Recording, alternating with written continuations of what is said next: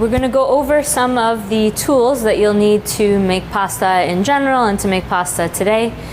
So first off, you're going to need a big pot to boil pasta in. Depending on what shape of pasta you are going to make, you will judge accordingly with the size of your pot. If you are cooking a long pasta, you want to make sure that the pot is big enough to accommodate that. You'll also need a skillet. It can be non-stick, it could be a regular skillet, whatever you have on hand is great. You will need a ladle, and this is going to be to transfer sauces, to transfer water from your pasta water pot. You're going to need some tongs if you are serving a long pasta.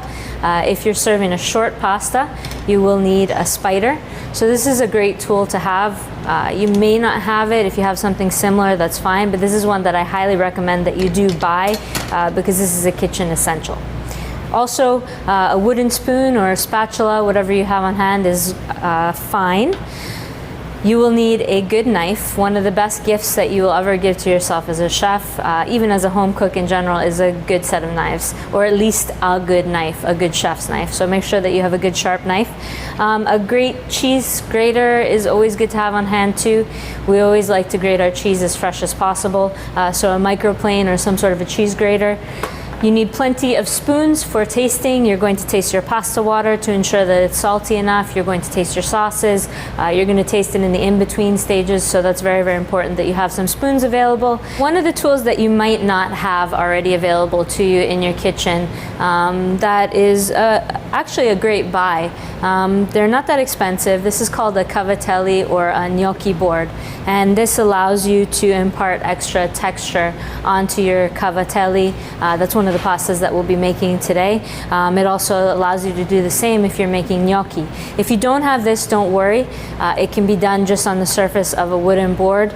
You could also alternatively just use the back of a fork to mimic the same function.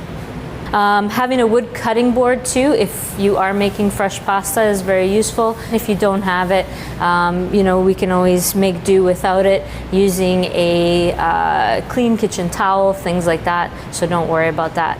A couple of bowls and you're good to go. If you guys don't have all of this stuff, I don't want to scare you away from making pasta at home. If you just have a good pot, a good pan, something to stir your pasta with, something to strain your pasta with, you can make it work. So don't worry if you don't have everything. As you get better at making pasta, maybe you'll want to invest in a few more tools. But the basics are, again, just a good pot, a good pan, and something to stir and strain your pasta.